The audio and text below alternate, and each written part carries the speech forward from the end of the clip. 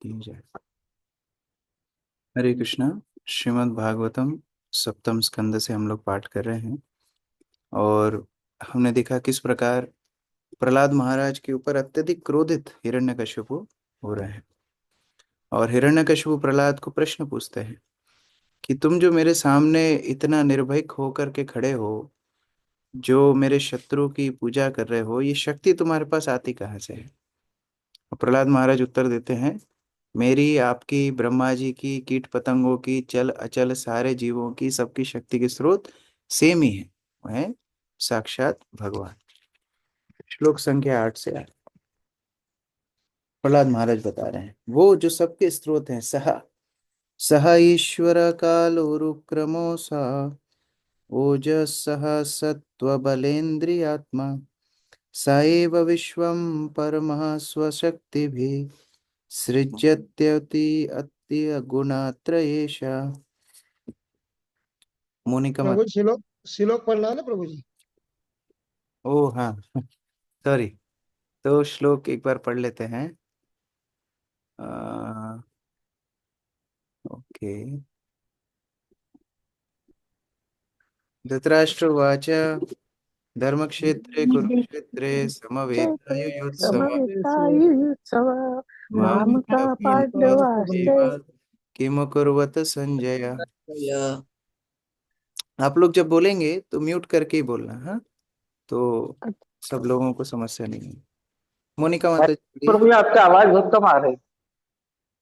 मोनिका माता जी पढ़िए अनुवाद। परम नियंता एवं काल रूप भगवान इंद्रिय के बल मन के बल शरीर के बल तथा इंद्रियों के प्राणी उनका प्रभाव असीम है। वे समस्त जीवों में श्रेष्ठ तथा प्रकृति के तीनों गुणों के नियंता है। वे अपनी शक्ति से इस ब्रह्मांड का सृजन पालन तथा संहार करते हैं। हरे कृष्ण। तो कोई व्यक्ति बीच में आकर के बोल सकता है कि ये भूमि मेरी है, ये राज्य मेरा है, मैं इसका अधिपति हूँ, लेकिन वास्तव में स्वयं भगवान ही सभी वस्तुओं के स्वामी हैं। वे हमारे शारीरिक स्तर से लेके मानसिक स्तर से लेके ब्रह्मांड के स्तर तक हर वस्तु के पालन करता है। किरण माता जी। हरे कृष्णा। चूंकि यह भौतिक जगत तीन भौतिक गुणों द्वारा चलायमान होता है और चूंकि श्री भगवान उनकी स्वामी है, अतएव श्री भगवान इस भौतिक जगत का सृजन पालन तथा संहार करते हैं। हरे कृष्ण। जय्यासुरं भावमिमं तु आत्मना समं मनोधस्व न शान्ति विद्विषा ऋते जितात्मन उत्पथे स्थिता तद्धि हि अनन्तस्य महत्समर्हणम्। रघुवीर प्रभु। हरे कृष्ण। भक्त प्रहलाद महाराज ने कहा, हे पिता, कृपया आप अपनी आसुरी आप अपने हृदय में शत्रु मित्र में भेदभाव न लाए। आप अपने मन में सबके प्रति समभाव रखें। इस संसार में अनियंत्रित तथा पथभ्रष्ट मन के अतिरिक्त अन्य कोई शत्रु नहीं है। जब कोई मनुष्य प्रत्येक व्यक्ति को समानता के स्तर पर देखता है, तभी वह श्री भगवान की ठीक से पूजा करने की स्थिति में होता है। प्रहलाद महाराज बोल रहे हैं, आप क्यों इतना क्रोधित हो रहे हो? क्यों आप इतने आसुरिक प्रवृत्ति को आप आश्रय दिए हुए हो? ये आसुरिक प्रवृत्ति को आप छोड़ दीजिए। कौन शत्रु कौन मित्र? वास्तव में सबसे बड़ा शत्रु हमारा मन ही है। अनियंत्रित मन जो भगवान की सेवा में नहीं लगता, वो सबसे बड़ा जीव का शत्रु है। और वास्तविकता में ये हमारे जीवन में भी होता है। हमारा मन खराब होता है तो हर चीज खराब लगती है। गाने वाला सही नहीं गा रहा है, सेवा करने वाला सही नहीं सेवा कर रहा है, ये मुझे देख नहीं रहा है, उसने मुझसे हरे कृष्णा नहीं किया, इसने मुझे ये नहीं किया, वो नहीं किया। और मन अच्छा होता है तो सब वस्तुएं अच्छी लगती हैं। इसीलिए सबसे बड़ा शत्रु हमारा अनियंत्रित मन है। और इसीलिए जब तक व्यक्ति समभाव से सबको देखना शुरू नहीं करेगा, ये वैरता और मित्रता का भाव नहीं छोड़ेगा, तब तक भगवान का स्मरण करना बहुत मुश्किल है। प्रतिभा माता जी। तात्पर्य। जब तक मन को श्री भगवान के चरण कमलों में स्थित नहीं कर लिया जाता, तब तक मन को वश में कर पाना असंभव।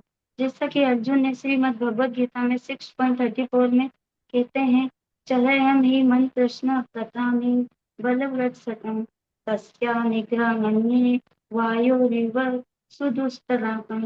हे कृष्ण, मन चंचल, उदर, जिद्दी तथा अत्यंत प्रबल होता है और मेरी समझ में इसे दमित कर पाना वायु को नियंत्रित करने की अपेक्षा अधिक कठिन है। मन को नियंत्रित करने की एकमात्र प्रमाणिक विधि है मन को श्री भगवान की सेवा में स्थित कर देना। हम अपने मन के आदेश अनुसार शत्रु तथा मित्र बनाते हैं, किंतु वास्तव में ना तो मित्र होते हैं ना शत्रु होते हैं।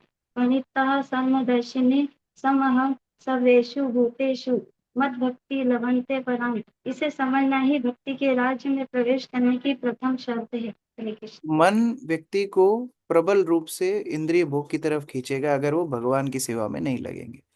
तो ऐसी स्थिति नहीं आ सकती कि नहीं, हम इंद्रिय भोग में भी नहीं जाएंगे और भक्ति में गंभीर ना हो तो भी चलेगा, ऐसा नहीं होता। दोनों में से एक ही चीज होती है, या तो भक्ति होती है या इंद्रिय भोग होता है।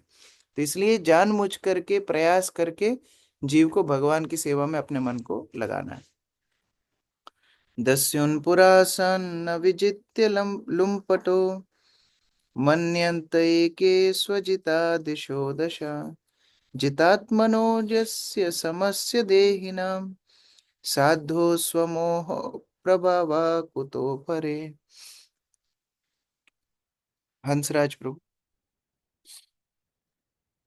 प्राचीन काल में आपके स्वरूप ही अनेक मूढ़ हुए हैं जिन्होंने उन 6 शत्रुओं को नहीं जीता जो शरीर की धन संपदा को चुरा ले जाते हैं। ये मूढ़ यह सोचकर गर्वित होते हैं, मैंने तो 10 दिशाओं के सभी शत्रुओं को जीत लिया है। किंतु यदि कोई व्यक्ति इन 6 शत्रुओं पर विजयी होता है और सभी जीवों पर संभाव रखता है तो उसके लिए शत्रु नहीं होते, शत्रु की कल्पना अज्ञानतावश की जाती है। हरे तो कृष्ण बाहर से प्रभु। तो हम बहुत लड़ाई कर रहे हैं कि ये मेरा शत्रु है, ये मेरी हानि ना कर दे, लेकिन हृदय में बैठे 6 रिपु, षड रिपु अर्थात 6 शत्रु जो अनर्थ हैं, उनसे हम युद्ध नहीं कर रहे हैं, जबकि सबसे बड़े शत्रु वही है। तो प्रहलाद महाराज इस तरह उपदेश कर रहे हैं। अदिति माता जी। तात्पर्य: इस संसार में प्रत्येक व्यक्ति सोचता है कि उसने अपने शत्रुओं को जीत लिया है, किंतु वह यह नहीं समझ पाता कि उसके शत्रु तो उसका अनियंत्रित मन तथा इंद्रियां हैं। मनः षष्ठानीन्द्रियाणि प्रकृतिस्थानि कर्षति। इस संसार में प्रत्येक व्यक्ति अपनी इंद्रियों का दास बन चुका है।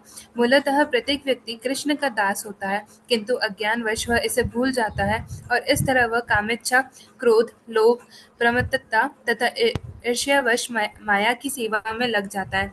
वास्तव में प्रत्येक व्यक्ति भौतिक नियमों के परिणामों पर आश्रित है, फिर भी वह अपने को स्वतंत्र समझता है और सोचता है कि उसने सारी दिशाएं जीत ली है।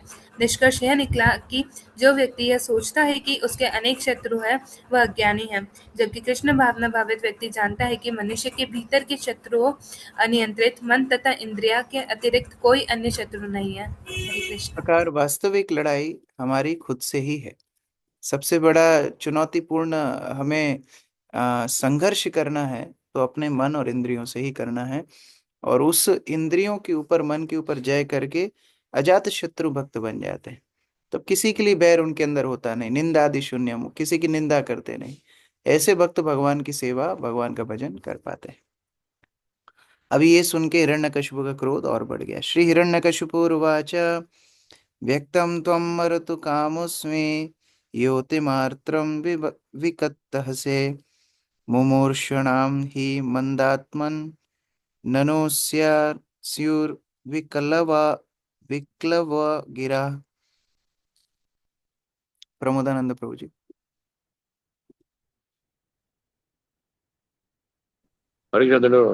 हिरण्यकशिपु ने उत्तर दिया, हे दूत, तू मेरे महत्व को घटाने का प्रयास कर रहा है।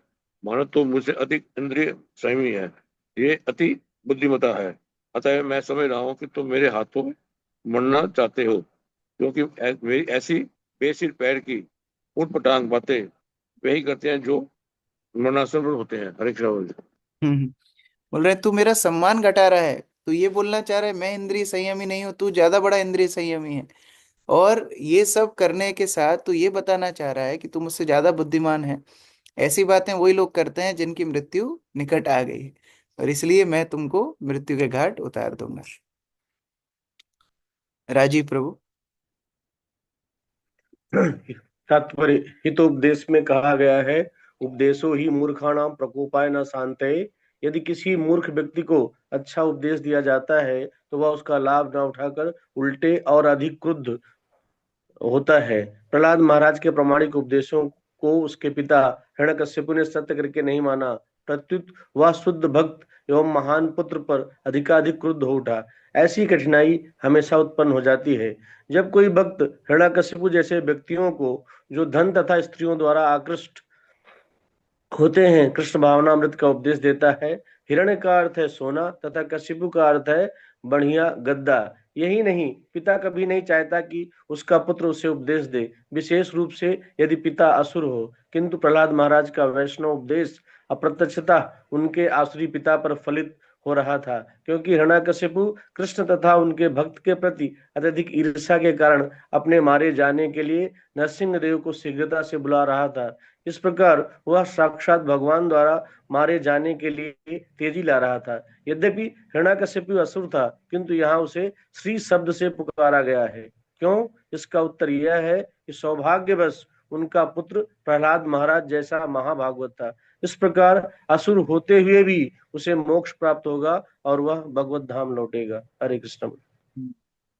इस प्रकार यद्यपि उनका कोई संबंध, उनका कोई कैलकुलेशन से श्री बुलाया जाना उचित नहीं है, लेकिन हिरण्यकशिपु को श्री फिर भी बुलाया जा रहा है क्योंकि प्रहलाद के साथ उनका संबंध है।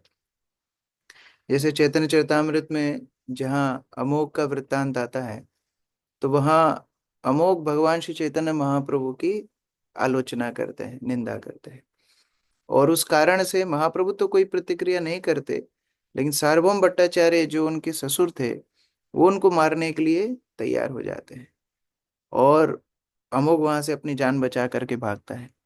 अगले दिन पता पड़ता है कि अमोघ को बहुत घातक बीमारी हो गई है, जिस कारण से अमोघ मरणासन पर पड़ा हुआ है।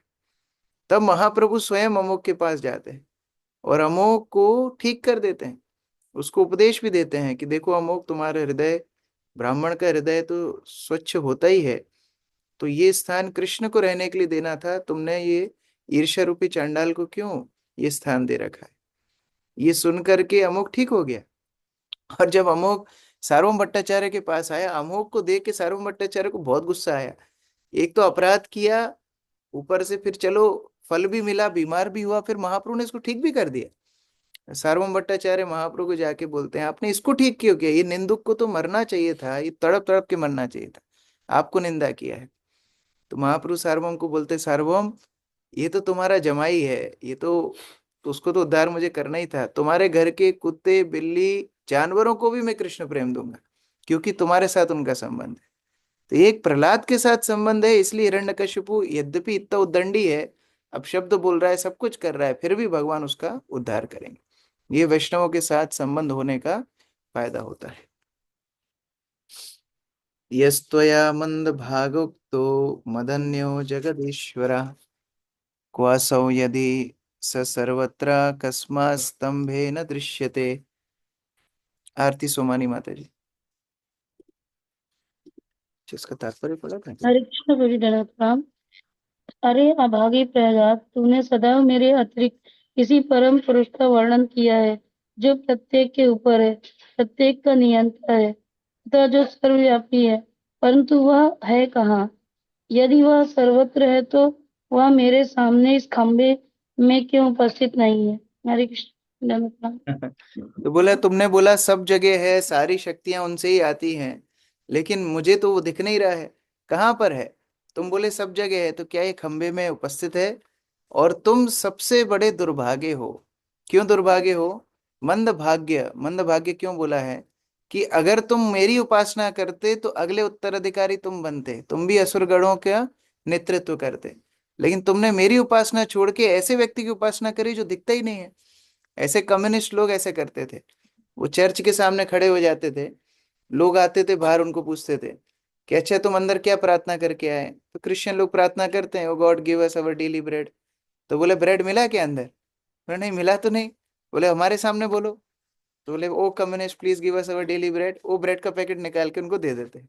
बोले देखो हम तो दे रहे हैं, तो हमारी पूजा नहीं कर रहे हो, और जो दे नहीं रहा है उसकी उपासना कर रहे हो।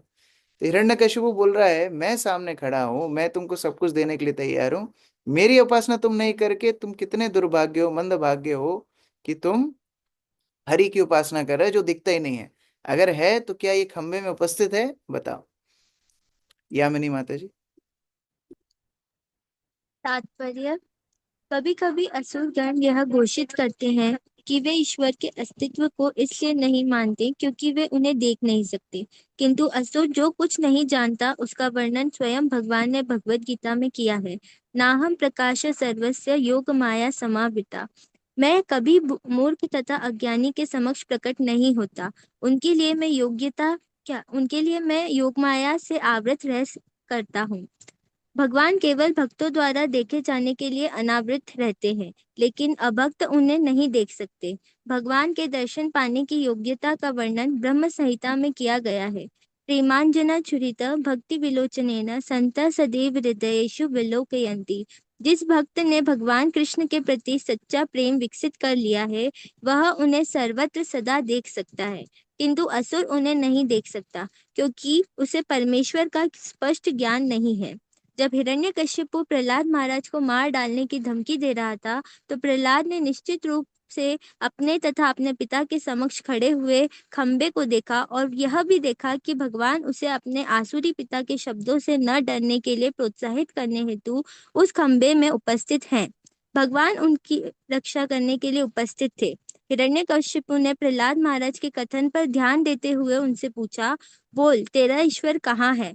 प्रहलाद महाराज ने उत्तर दिया, वे सर्वत्र हैं। तभी हिरण्यकशिपु ने फिर पूछा, तो वह मेरे सामने वेले खंबे में क्यों नहीं है? इस तरह भक्त समस्त परिस्थितियों में परमेश्वर का सदैव दर्शन कर सकता है, जबकि अभक्त ऐसा नहीं कर पाता। तो जो भक्त है यहाँ पर प्रहलाद हमेशा भगवान का दर्शन करेंगे, हर परिस्थिति में, हर स्थिति को भगवान का आयोजन मानेंगे। लेकिन जो अभक्त है वो मंदिर में आके भी पूछेगा भगवान कहाँ है, वो भागवत पढ़ के भी बोलेगा ये भगवान की भक्ति कहाँ है। तो ये दुर्भाग्यशाली है कि भगवान सामने होते हुए भी दर्शन नहीं कर पाएंगे अपराधों के कारण। विशाल प्रभु। यहाँ पर प्रहलाद महाराज के पिता ने उसे सर्वाधिक अभागा कहकर संबोधित किया है। हिरण्यकशिपु अपने आप को सर्वाधिक भाग्यशाली समझता है क्योंकि वह ब्रह्मांड की संपत्ति का स्वामी था। उसके वैध पुत्र प्रहलाद महाराज को ही यह विशाल संपत्ति उत्तराधिकार में मिलनी थी, किंतु वह अपनी धृष्टता के कारण अपने पिता के हाथों से मरने जा रहा था। अतएव प्रहलाद महाराज के असुर पिता ने उसे अत्यंत अभागा समझा, क्योंकि वह उसकी संपत्ति का उत्तराधिकार प्राप्त नहीं कर सकेगा। हिरण्यकशिपु को ज्ञात न था कि प्रहलाद महाराज तीनों लोकों में सर्वाधिक भाग्यशाली पुरुष थे, क्योंकि उनकी रक्षा परमेश्वर कर रहे थे। ऐसी होती है अज्ञानता असुरों की। वे यह नहीं जानते कि भक्त समस्त परिस्थितियों में भगवान द्वारा रक्षित होता है। कौन्तेय प्रति जानीह न में भक्त प्रणश्यति। हरे कृष्ण। तो अलग अलग लोगों के भाग्य की परिभाषा अलग अलग होती है। लोग भक्तों को देख करके उसमें अच्छा नौकरी नहीं करते आप लोग, जॉब नहीं करते, अरे अरे अरे, आपका कोई बिजनेस नहीं है, अरे अरे अरे। तो उनको वही सफलता का मापदंड है। एक 4x4 का केबिन हो, उसमें बैठ करके बॉस टास्क दे करके जाए, वो गाली खाओ उसकी, वही हमारी सफलता है। लेकिन ये सोच ही नहीं पाते हैं सबसे बड़ा भाग्य है भगवान की भक्ति करना। कई बार चर्चाओं में भी आता है, अरे प्रभु जी हमको कुछ करके बताना है, हमको कुछ बड़ा करना है, जीवन में हम कुछ कर नहीं पा रहे हैं, भक्ति से बड़ा और क्या होगा। जो कुछ सामान्य क्रियाएं हमको करनी है वो तो करनी है, वो अलग चीज है। लेकिन वास्तविक ध्येय, वास्तविक टारगेट क्या होना चाहिए, इसी जीवन में मैं शुद्ध भक्त बनूं, ये टारगेट होना चाहिए। तो हिरण्यकशिपु उस परिभाषा को समझ ही नहीं पा रहा है। वो सोच रहा है दुर्भाग्यशाली है क्योंकि ये मेरे राज्य से अब वंचित रह गया। सोहम विकथ्य मानस्य शिरा काया धरामि ते गोपयेत हरिस्तत्वाद्य यस्ते शरणम इप्सितम। मंजू शर्मा माता जी। हरे कृष्ण प्रभु जी, धन्यवाद प्रणाम। चूंकि तुम इतना अधिक अनंत प्रलाप कर रहे हो, अतएव अब मैं तुम्हारे शरीर से तुम्हारा शील छिन्न कर दूंगा। अब मैं देखूंगा कि तुम्हारा परमाराध्य ईश्वर तुम्हारी रक्षा किस तरह करता है। मैं उसे देखना चाहता हूँ। हरे कृष्ण। तो बोले अब मैं तुम्हें अभी यहीं पर मारूंगा और देखते हैं तुम्हारा ईश्वर अगर सर्वत्र विद्यमान है, सर्वशक्तिमान है, तो तुम्हें आकर के बचाएगा कि नहीं। इस तरह चुनौती दे रहा है। जय माता जी। अनम्यूट कर लो।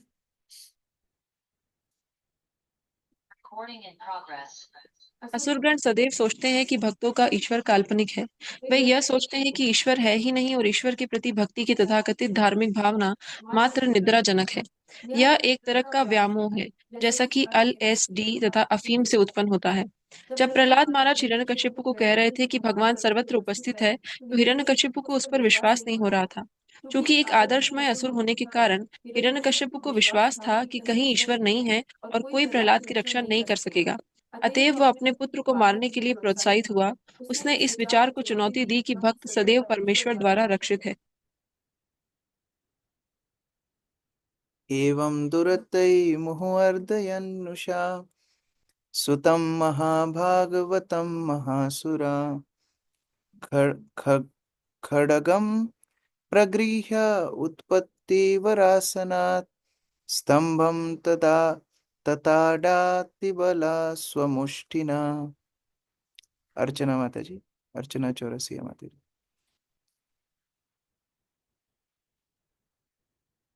अनम्यूट किया। अतिशय क्रोध के कारण महाबलशाली हिरण्यकश्यप ने अपने महाभागवत पुत्र को अत्यंत कटु वचन कहे और उसकी भर्त्सना की। उसे बारंबार श्राप देते हुए हिरण्यकश्यप अपनी तलवार लेकर अपने राजसी सिंहासन से उठ खड़ा हुआ और अत्यंत क्रोध के साथ खंबे पर मुष्टिका प्रहार किया। तो एकदम तत्पर हो गया, ये खंबे में है, ये खंबे में है, इस खंबे में है, चर्चा की। और जब प्रहलाद बोले हाँ सभी जगह पर है, तलवार लेकर के उठा और जा करके उस खंबे में मुष्टिका से प्रहार किया।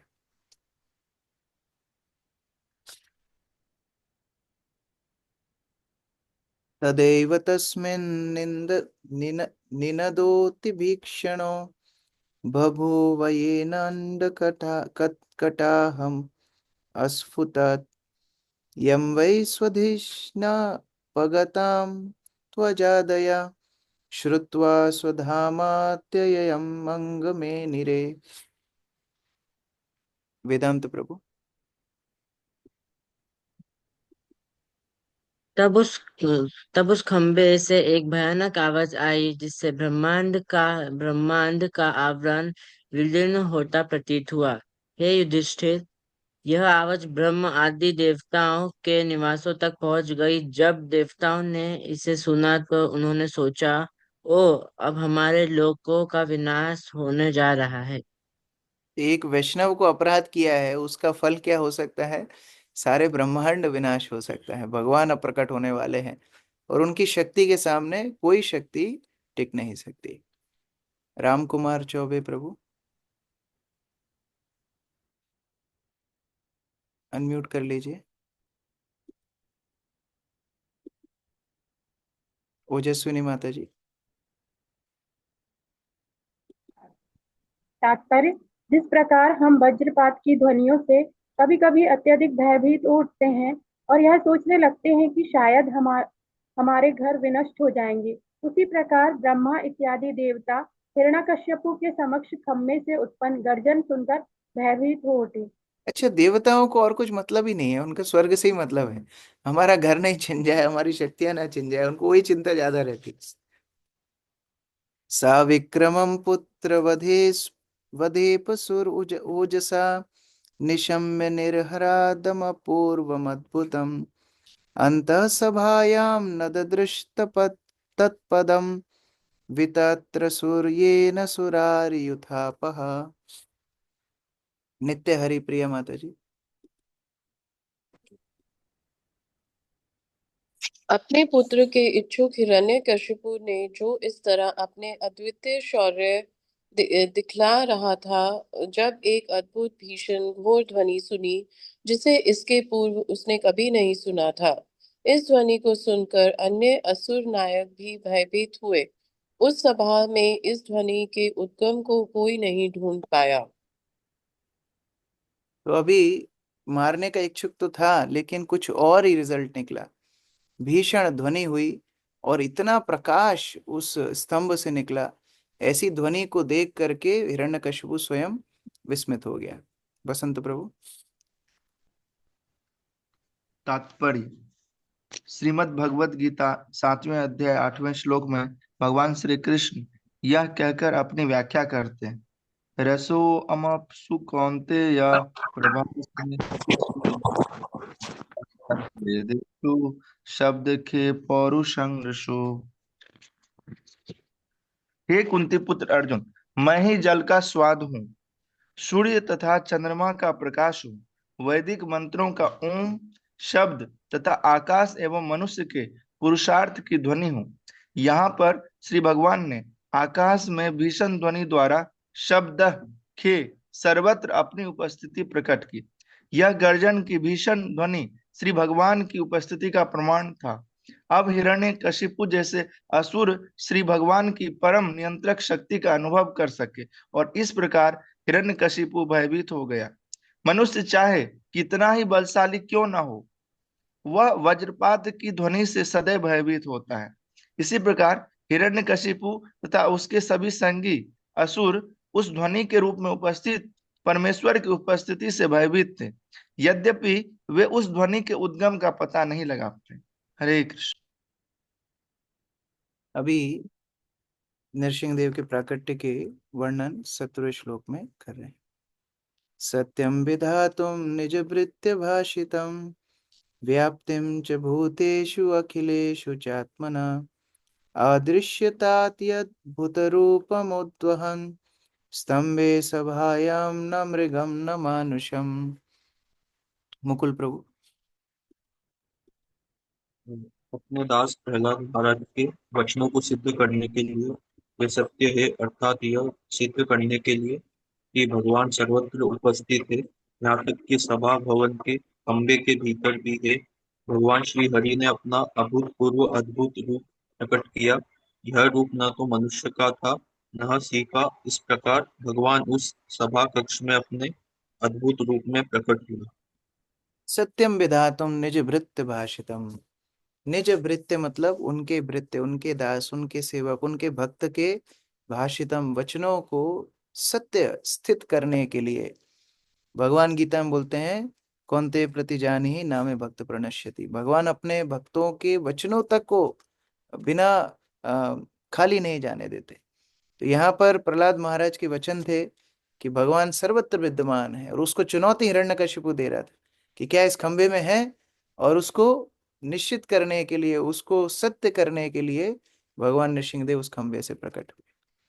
हिरण्यकशिपु भी जय विजय के जो रूप है, हिरण्याक्ष हिरण्यकशिपु, वो भी भगवान के भक्त हैं। वो भी, उनका भी वचन सत्य हुआ। वो भी बोला इस खंबे में है, भगवान बोले इसी से निकलता हूं, तो उसका वचन भी सिद्ध किया।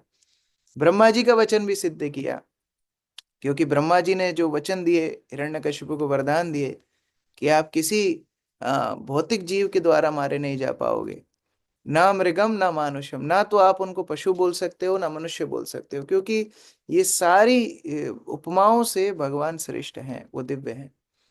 नारद मुनि के भी वचन सिद्ध किए। नारद मुनि ने प्रहलाद को आश्वासन दिया था, प्रहलाद को उपदेश दिए थे, भगवान सर्वत्र विद्यमान है। तो इस तरह से सभी भक्तों के वचनों को निज वित्त भाषितम सत्य सिद्ध करने के लिए भगवान नृसिंहदेव के रूप में यहाँ प्रकट होते हैं। अर्जुन प्रभु पढ़ो तात्पर्य। तात्पर्य। जब हिरण्यकशिपु ने प्रहलाद महाराज से पूछा, तुम्हारा भगवान कहाँ है, क्या वह इस खंबे में उपस्थित है, तो प्रहलाद महाराज ने निर्भीक होकर उत्तर दिया, हाँ, मेरे भगवान सर्वत्र उपस्थित है। अतः हिरण्यकशिपु को यह विश्वास दिलाने के लिए कि प्रहलाद महाराज का कथन निर्भ्रांत था, भगवान उस खंबे से प्रकट हो गए। वे आधा सिंह तथा आधा मनुष्य के रूप में प्रकट हुए, जिससे हिरण्यकशिपु यह नहीं जान पाया कि यह विराट देव सिंह है या मनुष्य। प्रहलाद के कथन की पुष्टि करके भगवान ने सिद्ध कर दिया कि उनका भक्त कभी विनष्ट नहीं होता, जैसा कि भगवद गीता में कहा गया है, कौन्तेय प्रतिजानीहि न मे भक्त प्रणश्यति। यद्यपि प्रहलाद का असुर पिता उन्हें मार डालने की बार बार धमकियां दे चुका था, किंतु प्रहलाद को विश्वास था कि वे मारे नहीं जा सकते, क्योंकि उनकी रक्षा करने वाले भगवान हैं।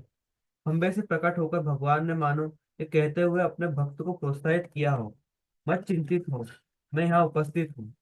नरसिंह देव के रूप में प्रकट होकर भगवान ने ब्रह्मा जी के वचनों को भी रख लिया कि हिरण्यकशिपु का वध न तो किसी पशु के द्वारा होगा, न मनुष्य द्वारा।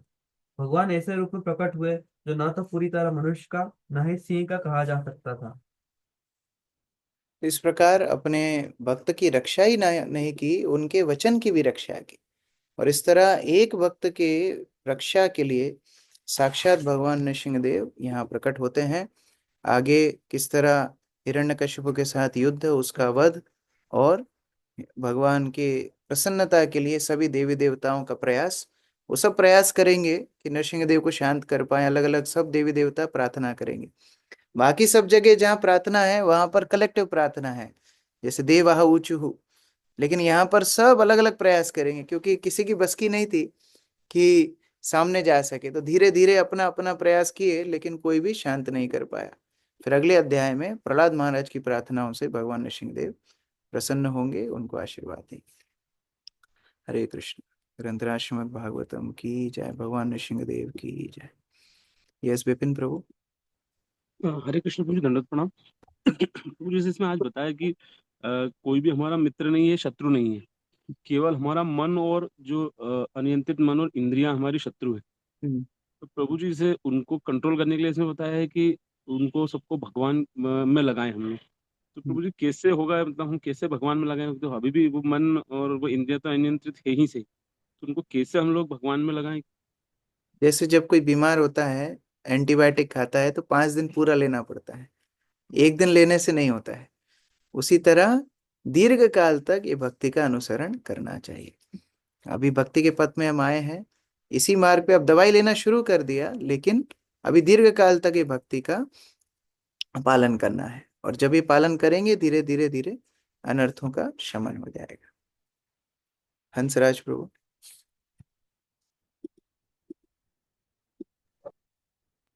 हरे कृष्णा प्रभु जी, दंडवत प्रणाम। प्रभु जी, प्रमत्तता का मतलब क्या? प्रमत्त मतलब पागल, पागलपन, उद्दंडता, प्रमत्तता। तो ये जैसे मत्त काम, मतलब, क्रोध। मत्त मतलब पागल, प्रमत्त मतलब पूरा पागल, बोलते प्रमत्त। नहीं नहीं, मतलब यहाँ पर जैसे प्रभु जी काम, क्रोध, लोभ, मोह, तो प्रमत्तता मतलब ये पागलपन है हमारा। प्रमत्तता उसको इल्यूशन को बोला है, मोह को बोला है। मोह में जैसे व्यक्ति पागल हो जाते हैं तो उसको प्रमत्तता भी बोला जाता है उससे। ठीक है प्रभु जी। और ये प्रभु जी, जैसे ब्रह्मा जी ने जब उनको वरदान दिया हिरण्यकशिपु को, तो फिर भगवान ने उनके हिसाब से अपना रूप धारण करा प्रभु जी? हाँ, क्योंकि ब्रह्मा जी भी भक्त हैं, अपने भक्त के वचन को सिद्ध करने के लिए उस तरह रूप लिया। अपने भक्त के वचन, भक्त के मुख से कुछ निकल गया, उसकी अवहेलना भगवान कभी नहीं करते। इसलिए हम लोग जब मंदिर में आते हैं, प्रेम ध्वनि के समय पर लेट जाते हैं और वरिष्ठ भक्त बोलते हैं समवेत भक्त वृंद की जय। अभी हम भी उसमें लेटे हुए हैं, समवेत तो हम हैं लेकिन भक्त नहीं है, लेकिन उनके मुख से निकल जाता है तो वो आशीर्वाद हमको ही मिल जाता है। तो उस तरह से शुद्ध भक्तों के मुख से जो निकल गया, भगवान उसको सिद्ध करते हैं। हरे कृष्णा, थैंक यू। अक्रूर प्रभु। हरे कृष्णा प्रभु जी। प्रभु जी, जो भगवान ने जिस रूप में अवतार लिया था, तो उस रूप को देखकर तो सभी भयभीत हो गए थे, तो प्रहलाद महाराज को वो भय नहीं था। और तो उन्होंने कभी ऐसा उनको स्वरूप कैसे लगा कि उनको भय जैसे पैदा नहीं हुआ? उसकी व्याख्या आगे आएगी विस्तार से, जी। प्रभुपाद आगे बताएंगे। हाँ, अभी सस्पेंस नहीं खोलना चाहिए। हरे वसंत कृष्ण प्रभु। हरे कृष्णा प्रभु जी, धन्यवाद प्रणाम। प्रभु जी, आज थोड़ा सा प्रश्न अलग तरह से है। एक्चुअली ये जो भगवान हमेशा भक्तों के वचन की मान रखते हैं, लेकिन प्रभु जी ये बात भी सच है कि अभी हम तो सीख रहे हैं, अभी भक्त की उस स्तर पे नहीं है। लेकिन मैंने जब भी भगवान से प्रे किया या कुछ भी, मतलब तो वो ऑटोमेटिकली हो जाता है। तो अभी क्या हुआ, जो हमारे ऑफिस में है बहुत ना, इस चीज खतरनाक है ये तो। अगर आप जी, प्रार्थना करते हो और भगवान पूरा कर देते हैं तो ये तो बहुत खतरनाक स्थिति है। क्योंकि ये अभी कभी हम गलत। अशुद्ध चेतना में हैं। अभी हमारी प्रार्थनाओं को भगवान सुनते रहेंगे जब तक हम समस्या में ही पड़े रहेंगे। इसीलिए जब हम ये शास्त्र पढ़ते हैं ना, तो प्रहलाद महाराज की जगह खुद को नहीं रखना चाहिए कि हाँ देखो प्रहलाद महाराज के वचन को सिद्ध भगवान ने किया तो मैं भी तो भगत हूं, तो मेरे वचनों को भी सिद्ध करेंगे, ऐसा नहीं। शुद्ध भक्त के उदाहरण में अपने गुरु को रखना चाहिए कि मेरे गुरु जी महाराज ने मुझे बोला है, अगर उनके वचन को भगवान सिद्ध करेंगे तो मेरा भी उद्धार हो जाएगा। तो प्रभुपाद ने बोला है 16 माला जप करो, प्रभुपाद ने बोला है मंदिर आके सेवा करो, प्रभुपाद ने बोला 4 नियम पालन करो, तो उनके वचन तो भगवान कभी खाली नहीं जाने देंगे। तो अगर मैं उनके वचनों को पालन करूं तो भगवान मेरा उद्धार कर देंगे। ये विचार होना चाहिए, ना कि ये कि हाँ मैं भी तो भक्त हूं तो मेरे वचन भी धीरे धीरे भगवान स्वीकार कर लेंगे। तो ये हमारी स्थिति अभी उस तरह नहीं है। जी प्रभु जी। हरे तो कृष्णा प्रभु जी प्रभु इसमें जी। एक प्रश्न था प्रभु जी। हम्म हरे कृष्ण। प्रभु जी क्या है, तो अब क्या है कि ये तो मैं स्वीकार कर रहा हूँ जो आप बता रहे हैं प्रभु जी। तो वो ना स्टूडेंट लोग जो आते हैं तो वो लोग अलग अलग समस्याएं लेके आते हैं, तो उनको लगा कि सर जो बोलते वही हो जाता है। मैंने उनको सबको क्लियर किया कि देखिए मेरे अंदर ऐसा कोई शक्ति नहीं, पर मैं सबको भगवान के नाम के बारे में बताना शुरू किया। लेकिन मैं साथ में ये भी बोलता हूँ कि हाँ ये अगर करेंगे तो सब अच्छा होगा। तो लास्ट में मेरे मन में भगवान से ये भी प्रार्थना करता हूँ कि भगवान इज्जत बचा लेना, क्योंकि वो लोग शुरू कर दिए हैं माला करना, काफी लोग माला करना शुरू। तो प्रभु जी मैं सही कर रहा हूँ कि क्या करूँ, मुझे समझ में नहीं आया। जैसे हरे मानो कृष्ण। कोई व्यक्ति ये बोले कि सूर्य पूर्व दिशा में उगता है तो उसके वचन कभी खाली नहीं जाएंगे, क्योंकि जो सत्य है उसी को वो दोहरा रहा है। तो उसी तरह हमारी वाणी में शक्ति कब तक रहेगी, जब तक हम परंपरा के संदेश को दोहराएंगे, क्योंकि वो कभी गलत नहीं हो सकता। तो फिर बेधड़क हम लोग बोलें उसमें कोई दो राय नहीं है। जो हम ये सोचने लगेंगे कि हाँ मैं जो भी बोलूंगा वो सही हो जाएगा, फिर वो परंपरा की शक्ति चली जाएगी। तो ये थोड़ा जी सा हमको देखना है। Thank you so much. Hare Krishna. Hare Hare Krishna. Krishna Prabhu ji. हाँ प्रभु जी अभी आपने जो बोला है कि हमें अपने गुरु के लिए मतलब प्रार्थना करना चाहिए, कुछ उद्बोधन किया वो वापस से रिपीट कर दें। हमें मतलब जैसे अपने कोई लिए नहीं भी मांगना चाहिए। कोई भी मानो जगन्नाथ दासिया बौरी के साथ लीला किए, तो हम क्या सोचते हैं हमारे साथ भी हम जगन्नाथ जाएंगे, हमारे साथ लीला करेंगे। हम प्रहलाद महाराज का दृष्टांत सुने, हाँ देखो भगवान कितना भक्तवत्सल है, तो मैं भी समस्या में पड़ जाऊंगा, एक्सीडेंट होगा मुझे भगवान बचा लेंगे। तो ये सारी जो तुलना हम अपने आप से करते हैं ये उचित नहीं है, क्योंकि हम बद्ध जीवन में हैं, बद्ध अवस्था में। हमारा प्रेम कहाँ प्रहलाद महाराज जैसा है।